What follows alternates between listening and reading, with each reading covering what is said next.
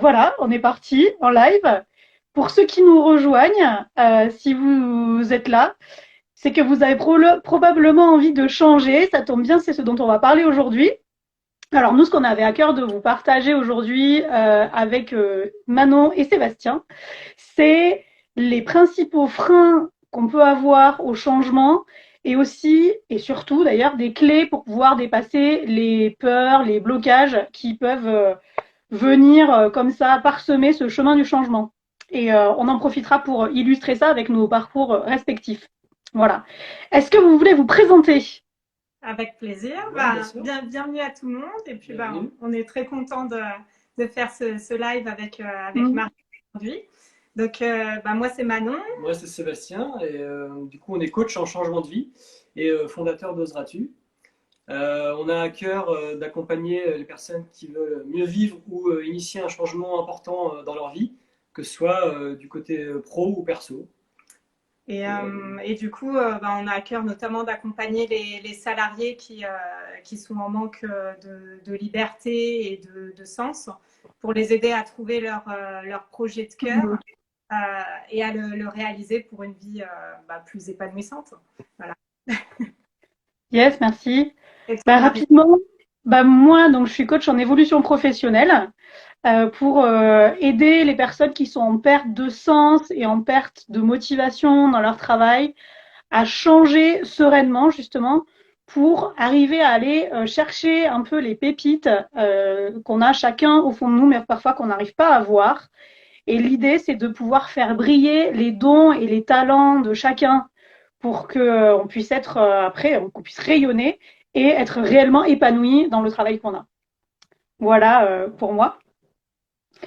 Alors, ouais, Sébastien, tu veux nous Ouais, expliquer un peu quoi le changement? Qu'est-ce que ça implique? déjà, moi, je voulais préciser que pour moi, il y avait deux types de changements. Déjà, il y avait le changement voulu et le changement subi. Donc, un exemple de changement subi, par exemple, c'est que moi, j'étais pâtissier boulanger avant et j'ai développé un asthme à la farine. Du coup, j'étais un peu en train d'arrêter ou de prendre des dispositions par rapport à ce métier-là. Donc ça, c'est un exemple de changement subi. Mais je pense que dans tous les cas, on a le pouvoir d'être acteur et de changer en fait le changement subi en un changement voulu. Donc en se retournant par rapport à nos compétences, etc. Et ne pas juste subir un changement et le transformer du coup en un changement voulu. Mm. Je disais aussi que souvent, à cause de notre cerveau, il anticipe et tout changement pour lui, c'est un bouleversement. Parce que le cerveau, il aime bien la routine, etc. Mais en fait, dès qu'il y a une petite chose qui veut changer, paf, là, c'est la panique. Et donc, du coup, tout ça, ça découle des peurs et des freins. Et donc, c'est ce qu'on va parler aujourd'hui, les différents freins. Mm. Et je voulais préciser une dernière chose, c'est qu'on va essayer de préciser plusieurs situations, plusieurs freins. C'est vu que tout le monde est un peu différent, ça ne parlera pas forcément à tout le monde, mais c'est pour ça qu'on va en citer plusieurs pour que voilà, on puisse toucher le plus de personnes possible et Mm. qu'on puisse voilà, chacun avoir sa situation. C'est ça, apporter finalement les principaux freins qu'on rencontre dans le processus de changement. Mm. Ouais, c'est intéressant juste ce que tu dis sur le cerveau parce que c'est vrai que souvent notre cerveau il est câblé entre guillemets pour nous protéger et donc il veut aller que là où il connaît et dès qu'on veut essayer de le faire regarder un peu ailleurs, ça génère des craintes et ça met en marche une espèce de petite alarme, alerte, attention survie qui fait qu'il veut essayer de nous faire rester dans des sentiers bien connus. Et donc effectivement, il faut arriver à faire équipe avec notre cerveau pour lui dire tout va bien, on va y arriver, ne panique pas, ça va bien se passer. Et effectivement, ça peut générer plein de peurs. Et donc, c'est ça qu'on va effectivement voir aujourd'hui. Ouais. Mm. Mm. Du coup, alors moi, je voulais commencer par le sujet de l'incertitude, en fait. Euh, quand, euh, Quand on envisage un changement dans sa vie, immédiatement, on est confronté finalement à un certain sentiment d'insécurité dont on parlait, qui est finalement lié à la peur qu'on peut avoir par rapport à l'avenir. Parce que finalement, on sait ce qu'on a. Donc, finalement, ce qu'on appelle, nous, souvent dans notre jargon, notre zone de confort. Hein. On sait ce qu'on a, mais on ne sait pas ce qu'on peut gagner avec le changement. on peut l'anticiper, mais pas vraiment savoir ce qu'on va avoir exactement. Et du coup, ça peut nous faire craindre de faire le mauvais choix, de se tromper, de perdre au change finalement aussi en changeant. Donc moi, ça me fait penser à un exemple qui est issu finalement de ma vie professionnelle antérieure. Parce que avant d'être coach, j'étais salariée dans une grande administration française. Et j'avais finalement un travail avec des collègues que j'aimais bien, avec une situation, une certaine reconnaissance sociale, etc. Et je ressentais malgré tout l'envie de faire autre chose. Mais j'ai eu toute une période comme ça de transition où j'avais beaucoup finalement de crainte à l'idée de tenter autre chose parce que je savais quelque part ce que j'allais perdre.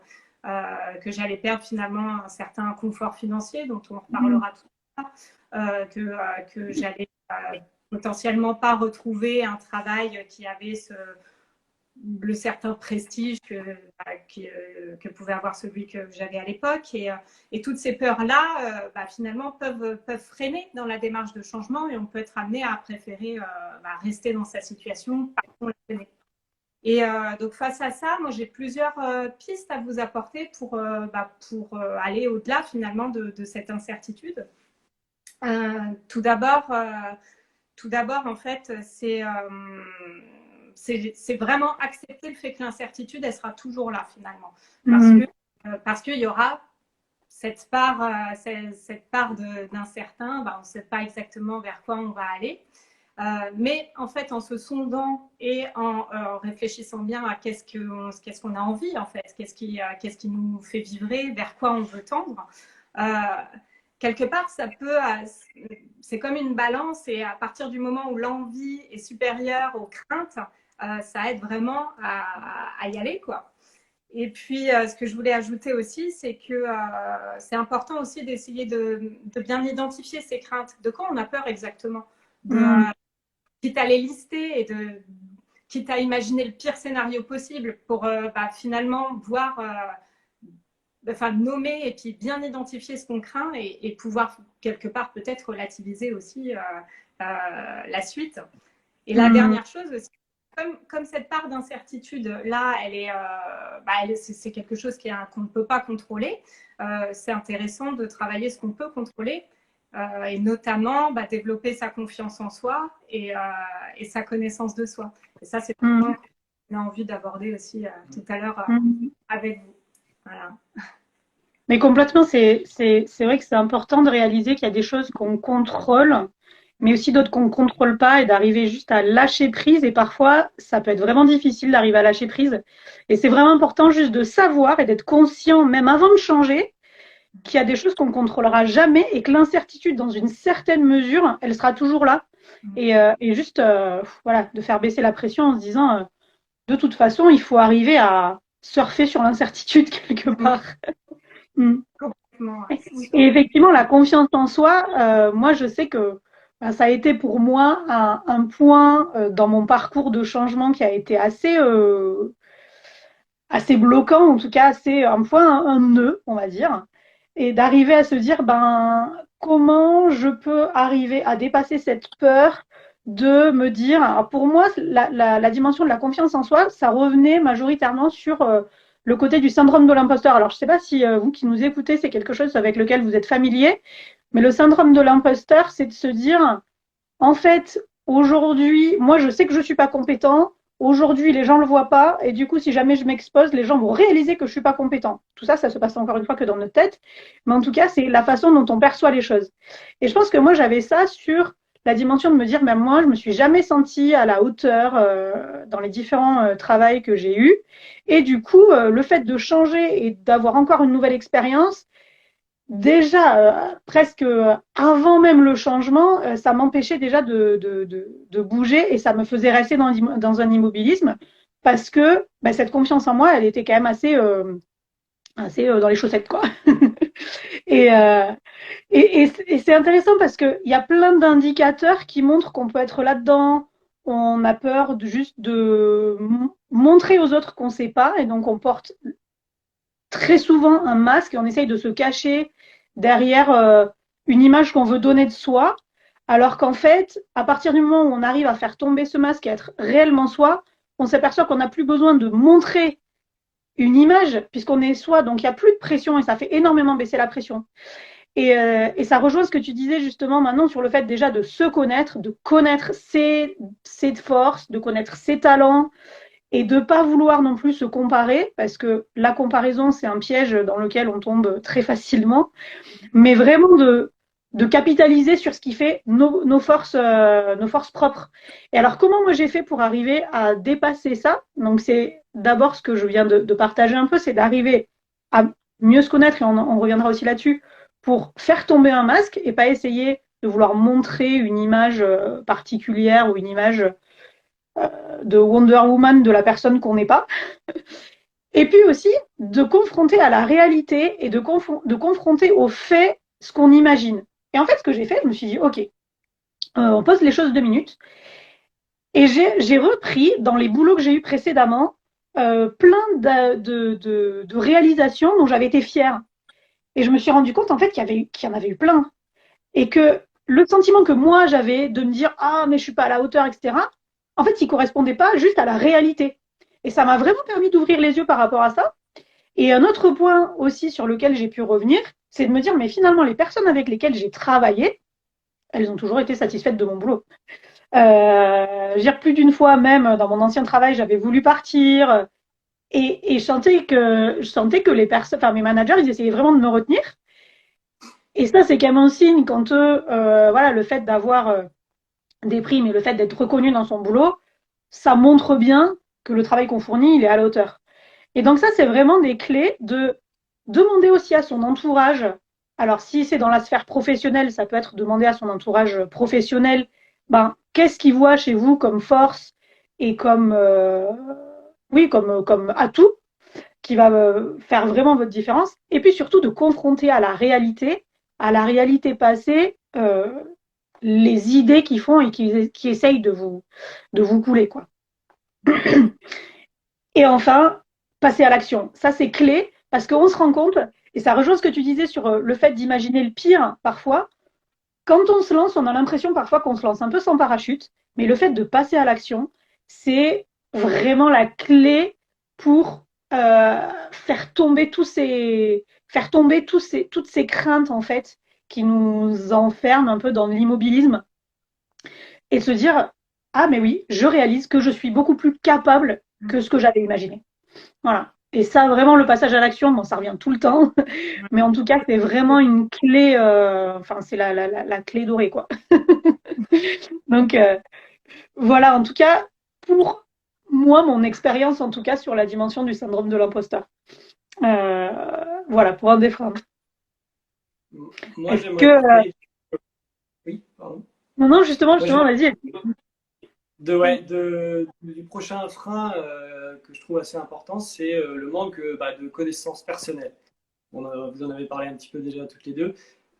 Je pense que c'est un gros, gros frein et de ce gros frein peut découler des petits freins qui sont un peu dedans. Donc, par exemple, on ne sait pas ce qu'on veut, on ne sait pas ce qu'on veut faire, on ne sait pas quelles sont nos forces et nos faiblesses, comme tu l'as dit un petit peu tout à l'heure. Ça, c'est un des freins qu'on peut retrouver. On peut trouver aussi le fait d'oublier un peu notre passé, nos rêves d'enfant, parce que des fois, on laisse un peu de côté tout ce qu'on a vécu avant, et alors il y avait potentiellement des trucs intéressants à en tirer, des envies qu'on avait quand on était plus jeune, des passions, et qu'on met un peu de côté, et au final, on les oublie, alors qu'elles pourraient nous servir aujourd'hui, et on a tendance à masquer un peu notre passé quand on avance dans la vie. Le troisième petit frein que j'aimerais partager aussi, c'est qu'on a tendance à oublier de prendre du recul. Ça, c'est un point qui est assez intéressant. Dans les situations de la vie courante, on a tendance à oublier de prendre du recul et c'est quelque chose qui peut être assez néfaste parce que quand on a la tête dans le guidon, on se rend compte de rien et on avance tête baissée. Et ce point de reprendre du recul, je vais en reparler un petit peu tout à l'heure, c'est vraiment quelque chose qu'il faut faire attention. Du coup, les clés que moi j'aimerais vous partager, la première clé, ce serait bien identifier ses besoins, ses envies et ses valeurs. Pour moi, c'est un socle de base de la connaissance personnelle qui est assez important à développer. Donc, bien connaître ses besoins. Les besoins, ça peut être, je ne sais pas moi, avoir de quoi j'ai besoin pour vivre, où est-ce que j'aimerais vivre, j'ai besoin d'être avec quel type de personnes au quotidien, mon entourage, etc. Donc, tu en parlais un petit peu aussi, Marianne, tout à l'heure. Au niveau des envies, bah, ce serait peut-être un peu plus précis. Euh, bah, j'ai envie de travailler avec cette personne en particulier ou j'ai envie d'avoir telle chose dans ma vie, vivre à tel endroit. Voilà, c'est ce genre de choses. Et enfin, je viendrai sur les valeurs qui sont, pour moi, très importantes. Notamment, il y a des exercices pour apprendre à trouver un peu quelles sont ces valeurs les plus puissantes. Parce qu'on a tous des valeurs plus ou moins prononcées dans notre caractère. Et les identifier, c'est hyper important parce que je vais parler un peu de moi. Moi, j'ai déjà fait ce test-là. Avant, j'étais pompier. Je me suis reconverti pour être boulanger-pâtissier et j'ai fait ça assez rapidement. Et en fait, quand j'ai fait du coup, suite à ma maladie professionnelle, j'ai dû me reconvertir une nouvelle fois. Et c'est à ce moment-là où j'ai vraiment pris le temps de prendre du recul et de me reconcentrer sur tout ça, les besoins, les envies et notamment les valeurs. Quelles étaient mes valeurs fortes? Donc moi, par exemple, c'était l'envie de transmettre et la liberté. Et donc je me suis reconnecté vraiment à ça en prenant un peu de recul. Et c'est là où j'ai pu du coup devenir coach parce que j'avais envie de transmettre aux gens et partager avec pouvoir aider un maximum de personnes. Et j'avais aussi cette envie de liberté, donc de pouvoir vivre où je veux, un peu géographiquement et d'être mon propre patron pour pouvoir être vraiment pleinement épanoui en respectant mes valeurs à moi. Et ça, c'est un travail que j'avais pas fait avant parce que j'étais dans le rush, j'avais fait une reconversion, j'avais tout enchaîné. Et là, du coup, d'avoir pris ce recul, ça m'a vraiment fait du bien et ça m'a permis de me concentrer sur quelque chose qui me plaît vraiment et qui m'épanouit au quotidien, donc comme je le suis aujourd'hui. La deuxième clé que j'aimerais partager, c'est bien déceler ce qui marche et ce qui ne marche pas pour vous euh, dans ton passé. Souvent, on fait un peu le point, par exemple, dans la vie de couple. Quand on se sépare de quelqu'un, on sait ce qu'on veut plus et on sait ce qu'on veut. Et on se dit, OK, maintenant c'est fini, je veux ça et je veux plus ça. Ben, c'est pas mal de se l'appliquer aussi à la vie quotidienne, de tes expériences passées, que ce soit dans ton travail ou autre, de, OK, qu'est-ce que je veux et ce que je veux plus. Pour pouvoir, pareil, mettre même sur une feuille, noter, pour pouvoir distinguer un peu ces choses-là, pour avancer en prenant toujours du recul et aussi avoir l'idée que ce qui marche pour certaines personnes ne marche pas forcément pour nous, et inversement. On commence à se comparer, comme tu disais, et à dire je veux faire pareil qu'elle, mais on peut s'inspirer, mais des fois, voilà, faire exactement pareil, c'est pas forcément ce qui nous réussira mieux parce que c'est pas propre à nous, quoi. Donc ça, c'est la deuxième clé que j'aimerais partager. Et la troisième clé, ce serait de. Donc, on avait la base, c'était les valeurs, les envies et les besoins. Là, j'ai la cerise sur le gâteau, c'est les atouts qu'on a, les compétences et les qualités. Alors, c'est pas moins important, mais voilà, ça vient en plus. Souvent, on a tendance à oublier un petit peu quelles sont nos qualités, nos atouts. Et tu en as parlé un petit peu tout à l'heure, donc ça m'a fait sourire. Euh, on peut demander à notre entourage, parce que souvent, quand on a des choses qui sont en nous, on a tendance un peu à oublier parce que c'est quelque chose qu'on a de nature, tu vois. Par exemple, moi, je suis assez sociable, assez joyeux au quotidien et j'ai tendance peut-être à l'oublier et pas me dire, ah, c'est une qualité à moi. Et du coup, ça fait pas mal de sonder son entourage pour poser la question un petit peu, pour savoir un petit peu qu'est-ce qui est nos forces, nos atouts et nos qualités. Et aussi les compétences. Par exemple, moi, je prends un exemple pour moi, mais je me débrouille bien en informatique. Voilà. Comment ça peut me servir? Ça peut être un fil conducteur aussi pour savoir ce qu'on veut vraiment faire. Ça peut nous aider à aller vers quelque chose qui nous plaît avec nos qualités, du coup, nos envies et tout ce que j'ai cité auparavant.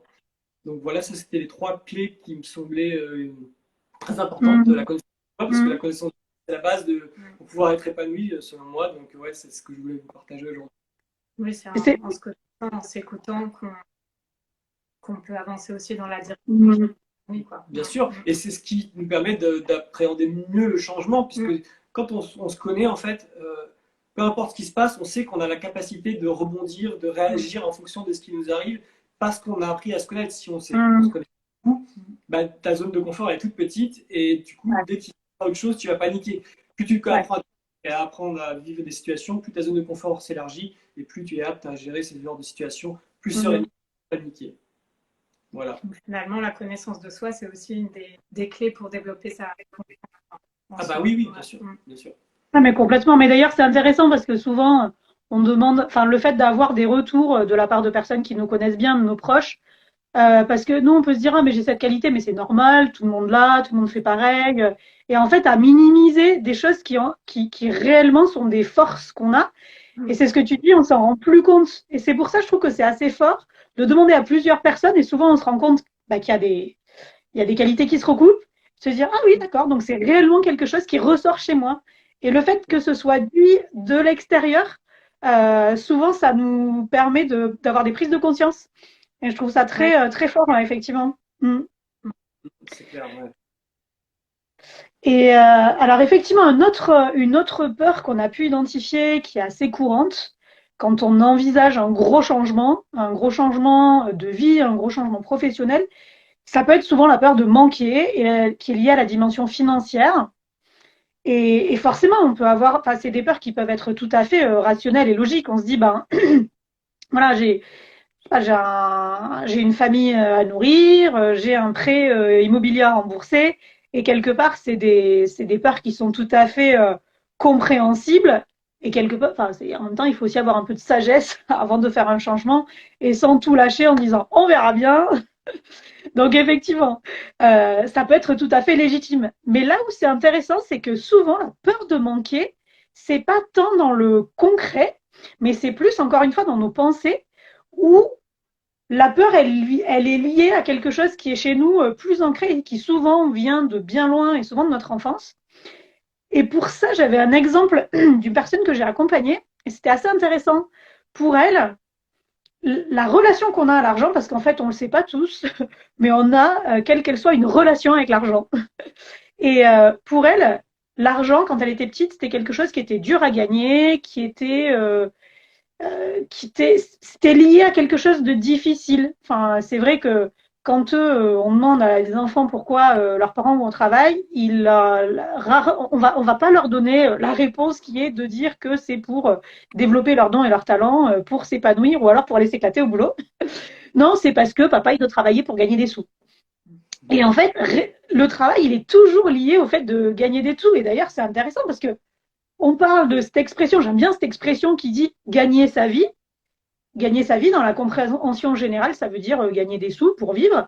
Mais en revanche, l'expression qui est perdre sa vie, ça veut dire mourir. Donc, on met une pression énorme par rapport à la relation qu'on a à l'argent. Bref, pour revenir à cette personne que j'avais accompagnée, pour elle, l'argent, c'était synonyme de difficile et difficile à gagner. Et donc, du coup, elle était dans une situation professionnelle très confortable qui lui permettait d'avoir un matelas de sécurité financier bien moelleux, mais elle n'arrivait pas elle arrivait pas à envisager qu'il puisse diminuer. Et donc, la perspective de changer de travail, bien que ce soit un travail où elle me disait, je sens que je vais faire un burn-out, je sens que là, je n'en peux plus, j'ai essayé de quitter mon boulot 3 fois, je n'y arrive pas. Je me disais, oui, mais je suis pas sûre de retrouver un travail dans lequel je vais avoir cette sécurité financière et je n'envisage pas de pouvoir avoir un travail qui diminue, enfin, dans lequel mon matelas de sécurité sera diminué. Alors que, voilà, elle avait un train de vie vraiment hyper confortable. Et en fait, ce qui est très intéressant dans ces exemples, et de savoir comment les dépasser, vraiment les clés pour arriver à les dépasser, c'est de déjà, ça rejoint la connaissance de soi. Encore une fois, on y revient, mais c'est vraiment de se demander pour nous quel est le rapport qu'on a par rapport à l'argent. Est-ce que l'argent, entre guillemets, pour schématiser, est-ce que c'est un outil qu'on va utiliser pour acheter des choses, pour vivre, ou est-ce que finalement c'est un maître dont on est un petit peu prisonnier? Et est-ce que ce qui est intéressant, c'est de prendre une feuille et de dire, voilà, l'argent, quels sont tous les mots que moi j'associe à l'argent? Est-ce que l'argent, c'est plutôt signe d'indépendance et de liberté? Est-ce que l'argent, c'est plutôt signe de difficile? Est-ce que quand j'étais petit, l'argent, il y en avait beaucoup, il n'y en avait pas beaucoup à la maison? Qu'est-ce que ça m'a laissé comme sensation par rapport au fait de gagner de l'argent, au fait d'avoir de l'argent? Et quels sont mes mécanismes? Est-ce que quand j'ai trop d'argent, ça me fait peur et puis tout d'un coup, de façon inconsciente, hein, je vais juste dépenser de façon un peu compulsive pour acheter quelque chose dont je n'ai absolument pas besoin, mais qui fait que du coup, je vais me retrouver à zéro? Est-ce que à l'inverse, je vais plutôt avoir la tendance écureuil qui accumule, qui accumule, qui accumule par peur de manquer? Et juste d'identifier un peu ces mécanismes. Il ne s'agit pas de juger, il s'agit juste d'identifier ces mécanismes comme des indices. Et vraiment de le prendre comme des indices pour se dire, très bien, moi je réagis comme ça, voilà comment je gère mes sous, et ça me montre comment je peux du coup envisager un changement de fonctionnement. Et, euh, et du coup, une autre clé, qui peut parfois faire un peu peur, mais c'est vraiment un exercice qui est très intéressant. Prenez une autre feuille et mettez vraiment, mais de façon presque chiffrée, ce dont vous avez réellement besoin pour vivre, mais vraiment l'essentiel. Et souvent, on se rend compte qu'on a besoin de bien moins que ce dont on pense avoir besoin. Et l'idée de savoir que, en fait, entre les économies qu'on a, voilà, on s'adresse au monde francophone. Si vous avez la chance d'habiter en France, on a quand même un système qui fait qu'on a, dans beaucoup de cas, droit à des aides financières au chômage, etc. C'est quand même, entre guillemets, difficile de se retrouver dans une situation vraiment compliquée. Alors, ça existe évidemment, et je ne suis pas du tout en train de remettre ça en cause, mais c'est simplement pour prendre conscience de cette relation à l'argent et pour arriver à se dire, en fait, le changement, il est possible parce que je réalise que les peurs, elles sont plus dans ma tête que dans la réalité. Voilà. Donc voilà pour cette, euh, cette crainte-là. Et ça, alors, juste, oui, pour revenir sur, pour donner une dernière clé quand même, c'est qu'un changement, c'est ce que je disais, hein, on n'est pas en train de se lancer d'une falaise sans parachute. Si on a un prêt à rembourser, bien sûr, un changement, ça se fait étape par étape et ça se réfléchit et ça se calcule. Mais, et donc, c'est pour ça que le changement, il est fait de façon sécurisée, on va dire. Mais en tout cas, par rapport à cette dimension financière, c'est vraiment intéressant de ne pas faire l'autruche par rapport à cette peur-là et au contraire, vraiment de la prendre à bras le corps et de dire, OK, s'il y a une peur qui est liée à l'argent, c'est vraiment important de la voir parce que sinon elle risque de me bloquer et je vais rester sans bouger. Donc voilà. Voilà par rapport à cette crainte-là. Super, super riche. J'ai beaucoup aimé cette réflexion sur gagner sa vie, perdre sa vie. Mmh. Très intéressant. Mmh. Nous aussi, ce qu'on voulait partager, et d'ailleurs qui peut être lié un peu à tout ce qu'on s'est dit aussi précédemment, c'est une grosse peur, celle de la peur du regard des autres et la peur du quand on fait un changement ou qu'on a envie de faire un changement de vie et qui sort peut-être par exemple un peu du cadre. On peut avoir quelque part une certaine pression qui provient de la société, des attentes qu'on peut sentir de la société ou de la famille. Je pense notamment passer un certain fait je sais pas, par exemple, se reconvertir à 30 ans, à 40 ans, à 50 ans. On avait une certaine reconnaissance sociale dans notre métier d'origine, le fait de faire quelque chose d'autre, peut-être un peu osé. Et ben, tout ça, ça fait qu'on peut avoir une crainte de décevoir ses proches, une crainte d'être jugé pour les choix différents qu'on peut faire. Et tout ça, c'est aussi quelque chose dont il faut prendre conscience pour pas que ce soit bloquant, justement. Et déjà, bien avoir en tête que notre valeur, de toute façon, elle ne dépend pas de toutes ces actions-là. De toute façon, notre valeur propre, elle est intrinsèque, elle est inconditionnelle. Et là-dessus, il n'y a pas de question, finalement. Qu'on soit soutenu ou pas dans notre désir de changement, ça c'est la base et c'est important de se le rappeler. La deuxième chose aussi que je voulais dire, c'était que dans ces cas-là, c'est important de se reconnecter à ce que nous, on veut, indépendamment de ce qu'on peut vouloir de nous et aussi des idées qu'on peut se faire de ce qu'on peut vouloir. Alors, je m'explique, c'est que il se peut, et notamment par rapport à sa famille et tout ça, qu'on puisse penser qu'ils attendent des choses de nous et que finalement, c'est peut-être un manque de communication qui fait que on peut penser que nos parents ont envie qu'on soit propriétaire, qu'on ait le mari, les enfants, le chien et tout ça. Et on se met une pression énorme qui peut-être finalement, rien qu'en communiquant avec sa famille, peut-être qu'en fait, eux, tout ce qu'ils veulent, c'est qu'on soit heureux. Et que le pas en avoir discuté avec eux, ça fait qu'on se met une pression qui peut-être n'aurait pas lieu d'être. Alors bien sûr, ça peut pas être le cas pour tout le monde. Certains peuvent avoir vraiment des difficultés relationnelles avec leur famille, et ça c'est ok aussi. Hein.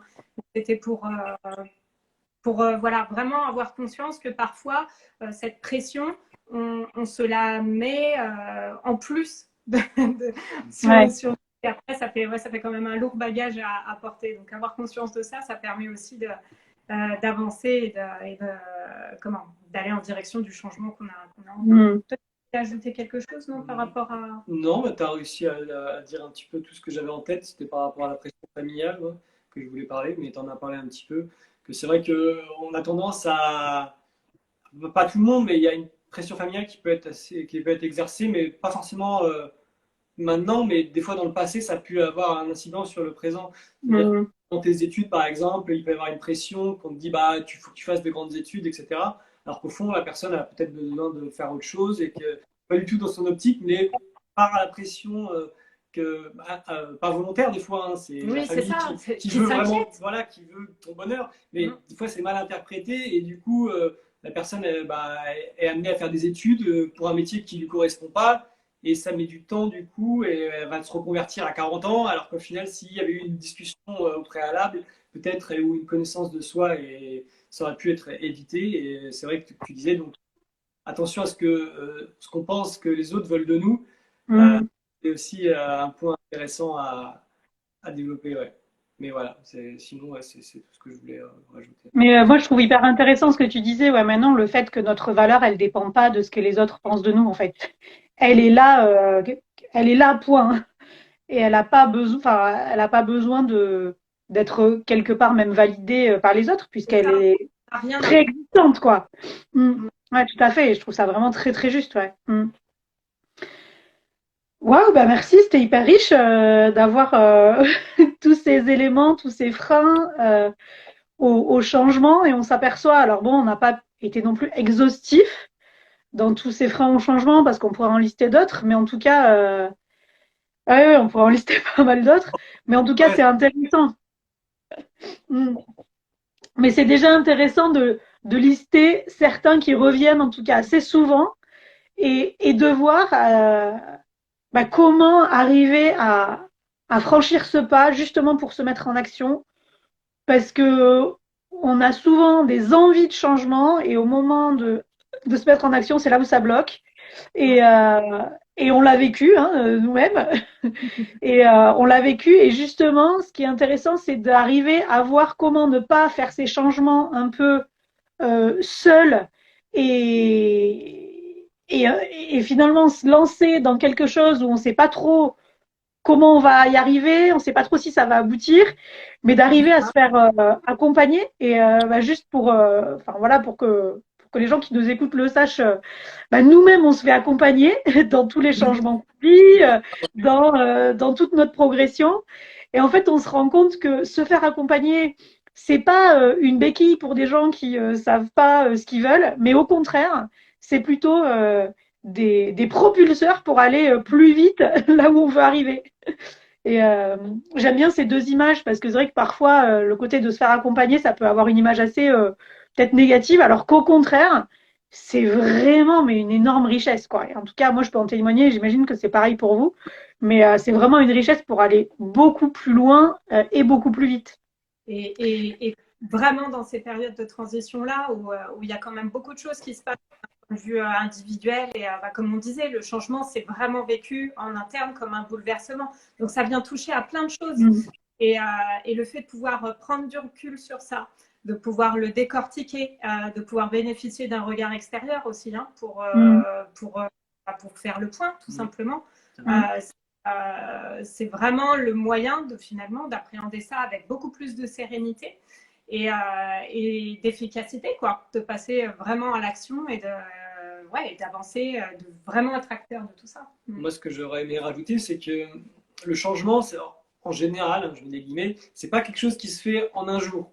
Donc, si tu as des envies de changement, que ce soit professionnel ou autre, le plus difficile souvent, c'est pas de faire le changement, c'est de tenir sur la durée, parce que prend du temps de changer et on est toujours motivé pour reprendre le sport, mais après la séance, le lendemain, on est plus motivé. Ce qui est dur, c'est de garder une certaine discipline sur la durée. Et le rôle des coachs aussi, c'est ça, c'est du coup accompagner la personne à tenir sur la durée pour qu'au final, ces mauvaises habitudes ne reviennent pas, etc.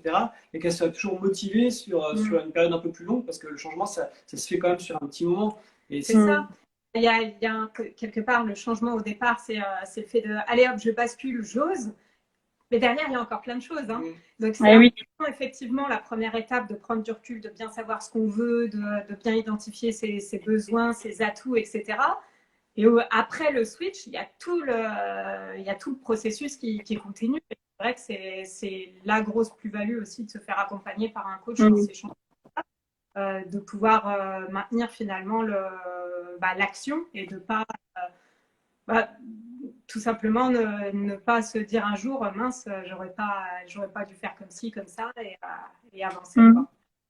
C'est vrai que passer à l'action, c'est vraiment un point important de ce qu'il faut retenir en tout cas. Ah oui, parce que ne serait-ce que même pour prendre du recul, c'est un passage à l'action. Voilà. C'est-à-dire que, ok, où j'en suis, je reprends du recul, c'est un passage à l'action. C'est ça, c'est remettre de la conscience dans tout ça finalement. Ouais. Donc, même la prise de recul, c'est un passage à l'action dans le sens où c'est décider de prendre conscience de ce qu'on fait. Quoi. Donc, c'est des décisions et des choix. Hein. On espère qu'on a pu être assez clair dans nos discours et que ça a pu intéresser pas mal le monde. J'ai vu quelques commentaires qui disaient que c'était super intéressant. Merci beaucoup d'être là et pour ces petits commentaires gentils. Et puis, alors, nous, de notre côté, ce qu'on voulait vous dire, c'est qu'on a créé un e-book ou workbook, on peut appeler ça workbook, parce que c'est vraiment un e-book d'exercice qui permet justement de faire ce travail de recul sur les différents domaines de notre vie pour identifier ce qui nous convient et ce qui ne nous convient plus. Et ainsi pouvoir derrière passer à l'action. Et bien entendu, on est aussi dispo en direct, en message et par rendez-vous. Oui, si vous voulez prendre rendez-vous aussi, on pourra parler de tout ça parce que ça peut être intéressant déjà, ne serait-ce que d'en parler, c'est un passage à l'action aussi, de pouvoir discuter un petit peu si vous vous sentez bloqué, pas forcément chamboulé aujourd'hui, mais voilà, ne serait-ce qu'en discuter avec un point de vue extérieur, quelqu'un qui est professionnel, ça peut être intéressant aussi. Oui, on offre un appel offert. On offre un appel offert. Voilà, le premier appel. Yes, super. Merci beaucoup, effectivement. Et le fait de pouvoir continuer ça dans un... voilà, le changement, c'est maintenant, exactement. Mais de pouvoir, comme tu dis, passer à l'action, déjà juste en prenant du recul, c'est vraiment important de se poser pour se dire, allez, j'ose envisager le changement et j'ose envisager que ça puisse aller jusqu'au bout. Et ce que tu disais, parce que parfois, c'est difficile d'arriver... de suivre la course jusqu'au bout et vraiment se faire accompagner, c'est ce que vous disiez aussi. Donc pareil, hein, si vous avez envie d'aller plus loin, d'en discuter, ne serait-ce que juste d'émettre un peu vos craintes, vos doutes, vos idées, de partager vos projets. En tout cas, c'est quelque chose qu'on sera ravis de pouvoir écouter. Et vous avez le workbook. Si vous avez envie, on peut aussi, moi de mon côté, vous pouvez prendre un rendez-vous téléphonique et puis je serais ravie de vous écouter. Voilà. Voilà pour un peu ces points. Est-ce que vous voulez conclure un petit mot de la fin? Moi, au mot de la fin, là, c'est ce qui me venait, c'est vraiment, on n'a peut-être pas trop insisté là ce soir sur ça. C'était le fait que vraiment, si actuellement vous vous sentez pas pleinement épanoui dans vos vies, sachez que c'est possible de changer ça et une autre vie est possible pour vous, sincèrement. Et c'est essentiel que vous le sachiez et que vous le sentiez. Et nous, évidemment, on peut vous aider à le ressentir, tout ça. Nous ou d'autres. Nous ou d'autres, hein, bien sûr. Mais du coup, c'est quelque chose enfin bon, qui est vraiment à la portée de chacun et c'est vraiment important d'en avoir conscience et tout simplement de se donner les moyens d'avoir une vie super, quoi. Yes, C'est ouais. Non, mais complètement, ouais. Complètement. Mais en tout cas, c'était super. D'avoir été avec nous pendant ce moment, ça nous fait plaisir en tout cas. Avec plaisir, ouais, moi aussi. C'était chouette de pouvoir échanger. Du coup, on va pouvoir couper là. Je sais pas s'il y a quelqu'un qui a des questions peut-être dans le chat, mais si... Éventuellement, s'il y en a qui ont des questions. En tout cas, merci effectivement ce que tu disais pour les retours. J'ai vu passer des commentaires et des retours, donc c'est chouette. Nous, notre but, c'était de pouvoir apporter des réponses et apporter des clés. Donc, si c'est ce qu'on a pu faire, on est ravis. Si vous n'avez pas eu le temps de faire des messages dans le chat, là, n'hésitez pas à nous contacter direct si besoin pour poser des questions. On est là. Complètement. Et voilà. Ouais. Bonne soirée à vous. Merci beaucoup. Et puis peut-être à une prochaine fois, du coup. Salut. Salut. Ciao. Bye bye.